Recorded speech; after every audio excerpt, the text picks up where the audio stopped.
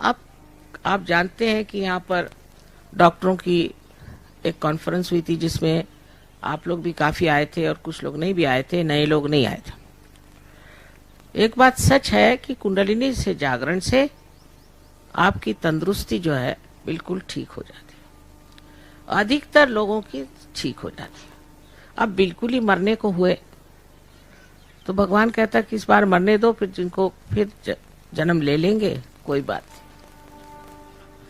और कुछ कुछ लोग इतने बेकार होते हैं कि भगवान के पास कॉमन सेंस है, वो सोचते हैं कि ऐसे बेकार लोगों को क्या फायदा है ठीक करने से, क्योंकि ये तो वो है दीप जो कभी जलेंगे नहीं, तो इनको ऐसे दीप ठीक करने से फायदा क्या। लेकिन अधिकतर लोग हर तरह की बीमारी से ठीक हो जाते हैं। बड़े आश्चर्य की बात है, हर तरह की बीमारी, यानी कैंसर बहुत लोगों का ठीक हुआ है और ऐसी हालत में ठीक हुआ है कि डॉक्टरों ने सर्टिफिकेट दे दिया कि 8 दिन में मर जाएंगे। कभी कभी डॉक्टर यही सब कहते रहते, उनकी भी अपनी मर्यादाएं कि भाई तेरे को सर्टिफिकेट दे देते 8 दिन में तू मर जाएगा, तुझे जो कुछ करना है वो कर ले। अब वो जिंदा बैठे हैं 8-8, 9-9 साल बाद। ये कैसे हुआ? आप कहेंगे कि ये सब कैसे हुआ। ये समझने की बात है कि ये कैसे हुआ। तो चक्रों पर हमारा शारीरिक, मानसिक, बौद्धिक सारा अस्तित्व ही चक्रों पर है। वही हमारे मूलतः शक्तिदायक है।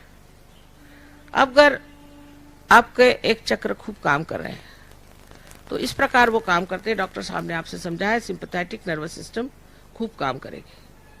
करते करते करते करते इस्तेमाल करते हुए ये इसमें संकीर्णता आ गई। चक्र में संकीर्णता आते ही साथ धीरे धीरे धीरे धीरे क्या हो जाएगा, या तो इसकी शक्ति खत्म हो जाएगी और या तो टूट जाएंगे। टूटते साथ आपका संबंध जो आपके संपूर्णता से है, माने आपके मस्तिष्क से है, वो टूट गया। फिर हो गए आप अलग, एक हो गए, एकाकी हो गए, जिसे कहते हैं मैलिग्नेंट। कैंसर आपके अंदर हो गया। अब कुंडलिनी क्या करती है, जैसे कोई धागा हम मोती में पुरोते हैं, उसी तरह से धीरे धीरे वो हर एक चक्र में लेफ्ट राइट दोनों में से गुजरते हुए और सीधे यहां से निकल आते। उससे वो चक्र जो है वो फिर से प्लावित हो जाते हैं, नरिश हो जाते हैं। प्लावित होने के बाद में उनके अंदर शक्ति आ जाती है। एक साथ जुट जाने के साथ में उनका संबंध अब मस्तिष्क से भी हो जाता है और परम चैतन्य से भी हो जाता है। एक बार ये संबंध पूरी तरह से हो जाए, उसके बाद कोई बीमार नहीं पड़ सकता। अगर कोई सहयोगी है और उसको कोई बीमारी नहीं, ऐसे बहुत से हैं, ये नहीं कि सब बीमारी आते हैं सहयोग, ऐसे भी लोग हैं जो बिल्कुल स्वस्थ हैं। ये तो बढ़िया लोग होते हैं, क्योंकि जैसे ही वो पार हो जाते हैं, जैसे ही उनको कुंडलिनी का आशीर्वाद मिल जाता है,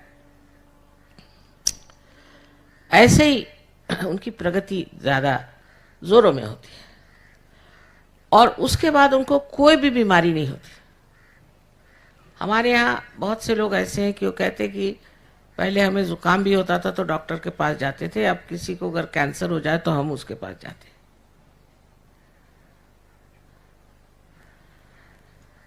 सो आप ही डॉक्टर बन जाते हैं।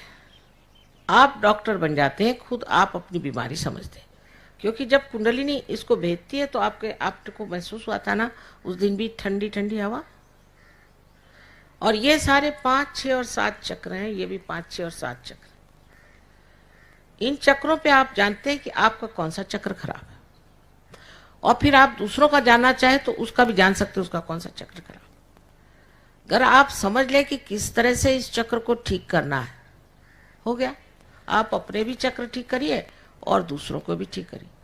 इससे पहले तो आपको अपने चक्र महसूस ही नहीं होते थे, अब आपको अपने चक्र महसूस होंगे। और इसी को हम कहते हैं कि अपना ज्ञान, स्वयं का ज्ञान। अपना ज्ञान जब पा गया, स्वयं का ज्ञान आ गया, अपने चक्रों के बारे में आपने सब कुछ जान लिया, तब फिर आप अपनी तंदुरुस्ती अच्छी रख सकते हैं। दूसरे किसी के चक्रों को आपने अगर जान लिया तो आप दूसरों की भी तंदुरुस्ती अच्छी रख सकते हैं। और आप बात सिर्फ चक्रों की करते हैं, आपकी भाषा चक्रों की होती है। आप ये नहीं कहते कि ये मुसलमान है कि हिंदू है कि ईसाई, ये नहीं कहते। आप ये नहीं कहते कि ये अंग्रेज है कि हिंदुस्तानी है कि और कोई, ये नहीं कहते। आप ये नहीं कहते कि इसके बाल सफ़ेद है कि काले है, इसने सूट पहना है कि कुर्ता पैजामा पहना है, ये नहीं कहते हम।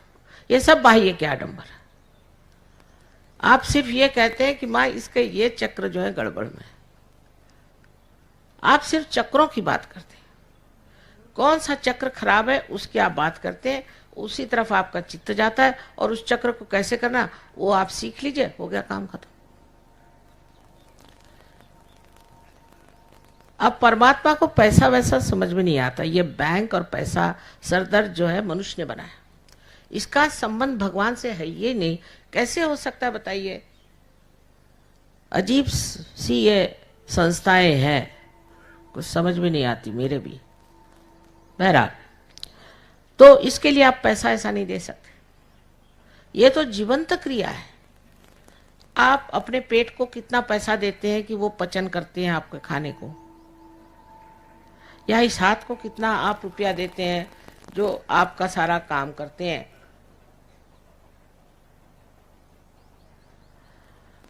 इसी प्रकार आप किसी को भी, जो आदमी कहेगा कि इसके लिए पैसा लगता है, समझ लीजिए कि इससे बढ़ के पाखंडी कोई नहीं। एक तो भगवान का काम करते हैं और ऊपर से पैसा लेते हैं। ये भगवान का काम नहीं कर सकते, क्योंकि भगवान को तो पैसा ही नहीं समझ में आता। अपने दिमाग से ये बात निकाल दीजिए कि आप भगवान के नाम पर पैसा दे सकते हैं। हाँ ठीक है, ये मंडप बनाया उसका पैसा दो, ठीक है, आप एरोप्लेन से आए उसका पैसा दो, ये सब भौतिक चीज़ों का आप पैसा दे सकते हैं, लेकिन परमात्मा के कार्य का आप पैसा नहीं दे सकते। तो ये जो आपके अंदर आंतरिकता से एक चीज़ आ जाती है जिसे हम कहते हैं सामूहिक चेतना, माने दूसरों के प्रति चेतित होते हैं। आपको महसूस होता है इनका ये चक्र पकड़ा है, अब आप देखो ना, ताव एकदम अंदर से ऐसी अनुकंपा आएगी, चल भाई इसको ठीक कर। वो 2-4 सहयोगियों को फोन करके सब लग जाएंगे उसके पीछे में। अरे भाई कुछ तुमने अपना रक्षण किया है, कुछ अपनी और नजर करी कि चल गए। इतनी अनुकंपा बहती है लोगों की कि कुछ पूछे। मुझे फोन पे फोन करेंगे कि माँ फलाना बड़ा बीमार है। अरे भाई वो सहयोगी है क्या? नहीं नहीं माँ वो है पर अच्छा आदमी है, शरीफ है बेचारा, अच्छा आदमी है, आप जरा चित्त दीजिए, उसको ठीक करना है। ऐसी अनुकंपा बहती। अनुकंपा में लड़ाई झगड़े का क्या सवाल उठता है? अभी मैं मदार पे गई थी, निजामुद्दीन साहब के, वो भी अवलिया थे बहुत बड़े, और हम मानते हैं उनको बहुत है, हम सबको मानते हैं। गुरु नानक की भी हम पूजा करते हैं, मोहम्मद साहब की भी हम पूजा करते हैं, दोनों एक ही चीज़ है, आप समझे या ना समझे। बेकार में लड़ाई झगड़ा कर रहे हो, असल में सब एक ही है। बहरहाल वहां भी मुझे आश्चर्य क्यों, वहां भी राजकारण चल रहा है। अरे जिसके दरवाजे बैठे हो वहां राजकारण क्या कर रहे हो तुम? सहयोग में राजकारण नहीं चलता। ऐसे शुद्ध मन हो गए। जब तक मन शुद्ध नहीं हुआ तब तक क्या फायदा है, धर्म कर्म करने से कोई फायदा नहीं। एकदम शुद्ध मन हो गया, और इस शुद्ध मन से सिवाय अनुकंपा के और कुछ नहीं बहता। सबके लिए दिल बहने लगता है, दिल इतना बड़ा हो जाता है, किसके लिए क्या करें, किसके लिए क्या करें। अब आप ये सोचें, यहाँ इतने अंग्रेज बैठे, ये अंग्रेज एक जमाने में इनके बाप दादे, ये तो नहीं, यहाँ राज करते थे, काफी दुष्टता करी इन्होंने। आज जब ये अंग्रेज आते हैं आपके बंबई में या दिल्ली के एयरपोर्ट पर, तो आपके जमीन को चूमते हैं, नमस्कार करते हैं, कहते ये योग भूमि है। ये इन्होंने जाना क्योंकि इनके पास वो सूक्ष्म ज्ञान है पहचानने का कि ये कौन है। तो इसलिए समझ के फोटो को रख लिया। फोटो के आगे दोनों हाथ रखने से वाइब्रेशन आने लगती है। और ये जो हमारे अंदर जितनी भी बाधाएं हैं, जितनी भी तकलीफें हैं, जिसके कारण हमारे वाइब्रेशंस रुकते हैं। ये पंच महातत्व से आते हैं, पंच तत्वों में से आते हैं। पंच तत्व माने आप तो जानते हैं ना, पृथ्वी तत्व है, तेज है, आप है आदि।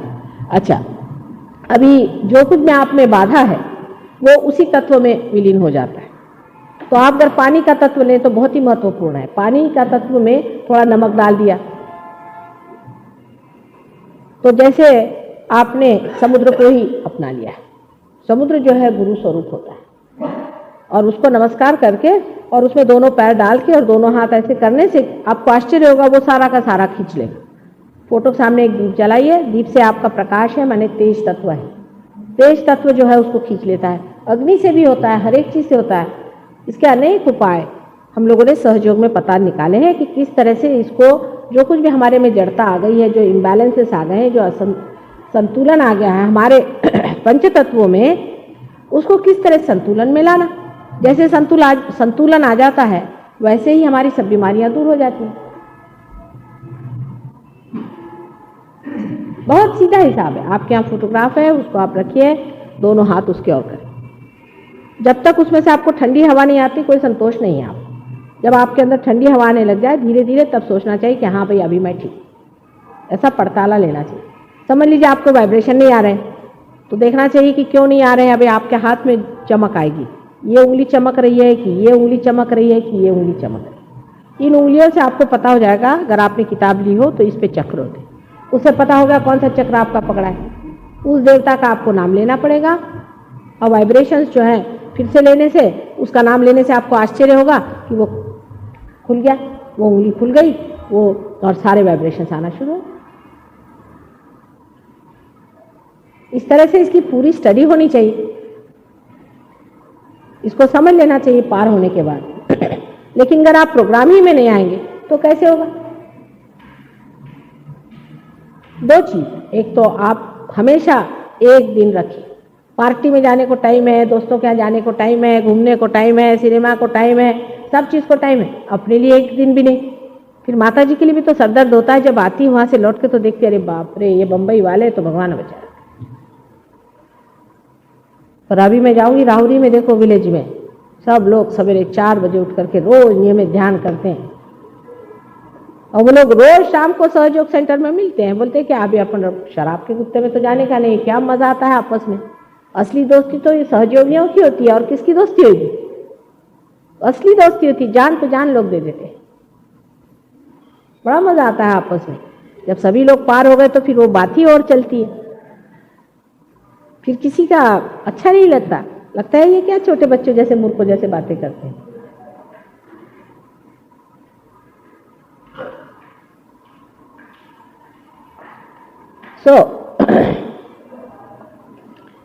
ये क्या करना है, इसकी प्रक्रिया क्या है, किस तरह से करना है, इसलिए किताब भी है, उसको भी आप ले लीजिए, देखिए। और उसमें से कुछ नहीं समझ आए तो प्रोग्राम में आना, वहाँ लोग रहते हैं उनसे पूछिए। काफ़ी लोग हैं पार हुए। आपकी कुछ प्रगति हो जाएगी जब आप कुछ स्थिर हो जाएंगे, तब आपको और भी चीज़ों में एक्सपोज किया जाएगा, इससे और भी स्थिरता बनती जाएगी। लेकिन अगर आप डगमग हैं, अभी आपको श्रद्धा है और श्रद्धा रहेगी तो कोई नहीं कुछ बताने वाला। पर फिर उसके बाद में और भी इसके हायर स्टेट्स हैं, उसमें आप उतर सकते हैं। जैसे पूजा क्या चीज़ है ये वगैरह। फिर पूजा में सब लोग नहीं आते क्योंकि हम सबको बुलाते नहीं हैं, वो दशा नहीं है ना। श्रद्धा होनी चाहिए।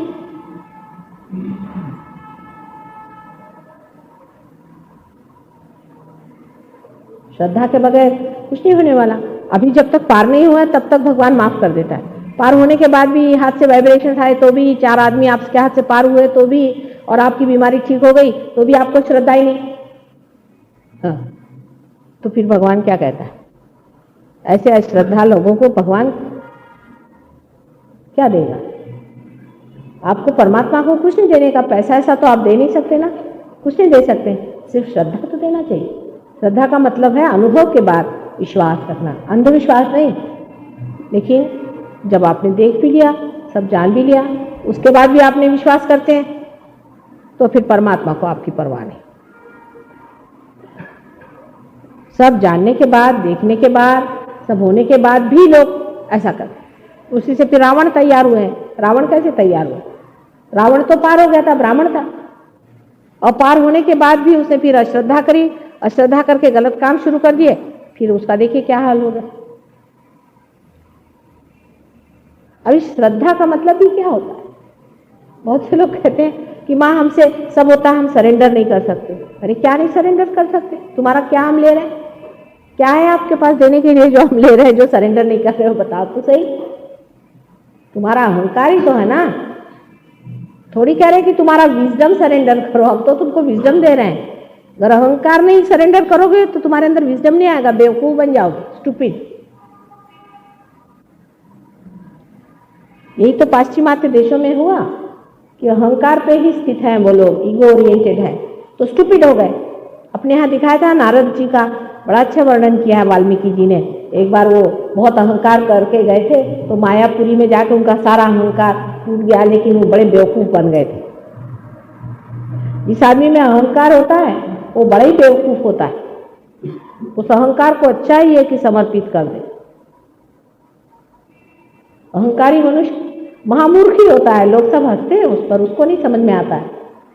ऊपर से भी जो नम्रता बहुत लोग लाद लेते हैं, बिजनेस वाले हुए, सरकारी नौकर हुए, ऊपर से बहुत अच्छे से बात करते हैं, कोई असली नम्रता नहीं। असली नम्रता तो सिर्फ विजडम से आती है, सुबुद्धि से आती है। तो सुबुद्धि का जागरण होने से ही, सुबुद्धि के आशीर्वाद से ही मनुष्य उस जगह स्थित होता है जहाँ वो है। ये तो मैंने बता दिया कि आपके वाइब्रेशंस अगर खो जाएं तो क्या करना चाहिए और किस तरह से रहना चाहिए। अब आप लोग फोटो भी ले लीजिए, और फिर से मैं कहती हूँ कि हर हफ्ते जहाँ भी प्रोग्राम हो वहाँ आना चाहिए। अब हम यहाँ जितने दिन भी हैं, अब बोरीवली में प्रोग्राम है या कहीं भी प्रोग्राम है, जितना बन पड़े वहाँ आइए। ऐसे हम रहते भी यहाँ पास में नीलांबर में है, सवेरे के टाइम वहाँ भी आइए, सीखने की कोशिश करिए, जानिए और देखिए क्या चीज़ है। ये तो है नहीं कि बाजार में गए और भाई हमने 5 पैसा दिया, चलो हमको चावल डाल दे। ये नहीं है, दुकानदारी नहीं है। हम सब लोग दुकानदारी के उससे आते हैं, एटीट्यूड से कि हम तो दुकान में आ गए, हमको क्यों नहीं हो रहा? नहीं हो रहा तो नहीं हो रहा, मैं क्या करूं? इसका एटीट्यूड उल्टा है, आप समझे ना?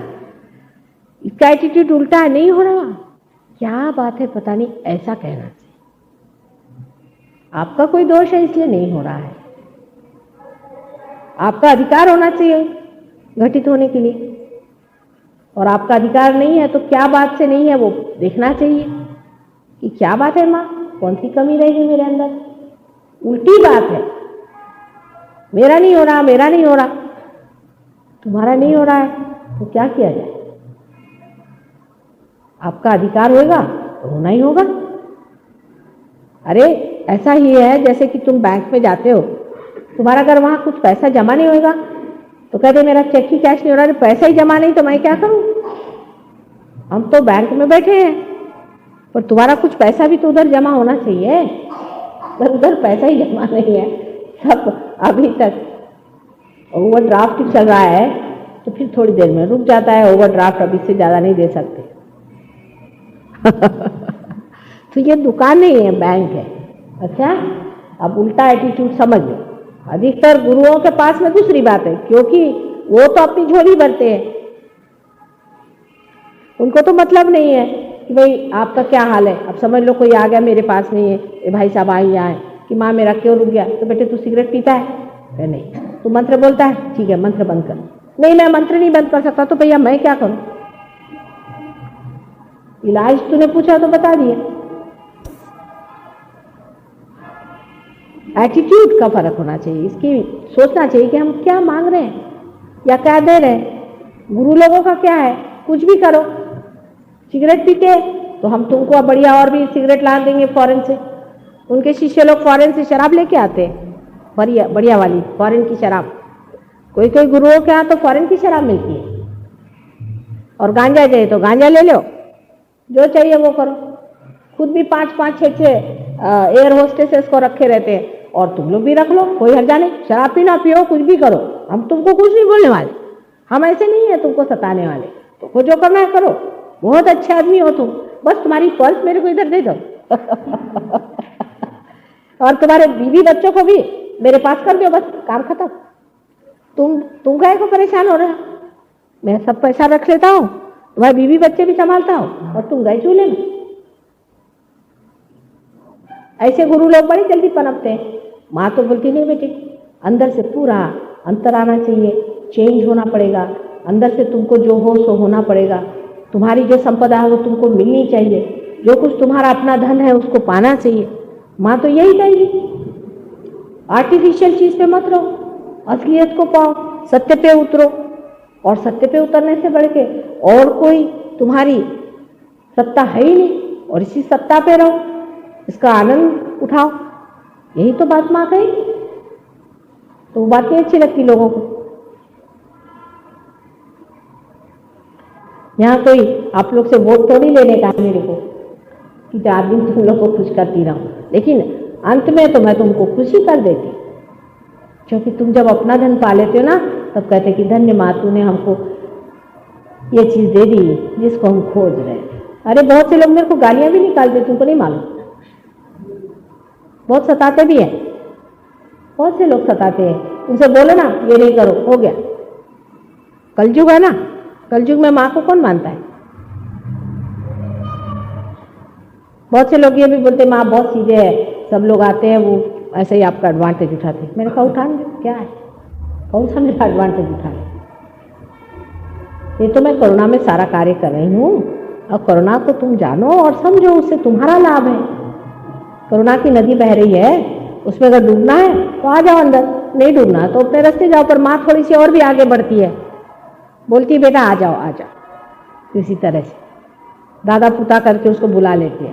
तो लोग को बड़ी जल्दी बुरा लग जाता है ना, बहुत जल्दी फील हो जाता है। कोई बात बोलो एकदम गुस्सा हो जाएंगे। अभी तुम अगर परफेक्ट होते तो मेरे पास आने की जरूरत क्या थी? सीधा हिसाब है, कुछ ना कुछ दोष तो है ना, और उसको समझा के प्यार से ही मैं हटाती। कोई तुमको डंडा लेके मारती थोड़ी ना हो। जैसे और गुरु हैं असली वाले जो होते हैं वो चिमटा लेके बैठते हैं, पहले 10 चिमटे लगाएंगे, जो 10 चिमटे खाएगा उसको बोले चल आगे चल, उसको उल्टा टांगेंगे कुएं के ऊपर उसके आगे फिर उधर 10 दिन रहा, फिर आगे उसको ले जा करके कहेंगे कि चल यहाँ रात में सो, उधर में 3-4 सांप छोड़ देंगे। ऐसा तो नहीं करती। शहर में तुम्हारे घर में जैसे हो वैसे ही गृहस्थी में रहते हुए ही सहयोग होता है। कहीं नहीं कहती हो कि जंगल जाके बैठो, कि घर छोड़ो, कि बीवी बच्चे छोड़ो, कुछ नहीं कहती हो। जैसे जहाँ हो वहीं पाने का है, तुम्हारे अंदर ही है। कहीं बाहर जाने की जरूरत नहीं, कोई संन्यास लेने की जरूरत नहीं, कुछ करने की जरूरत नहीं। सिर्फ अपने दोषों की तरफ देखना और उनको साफ कर लेना है, अपने को पवित्र बनाना है, और उसकी शक्ति भी मैं तुमको दे देती।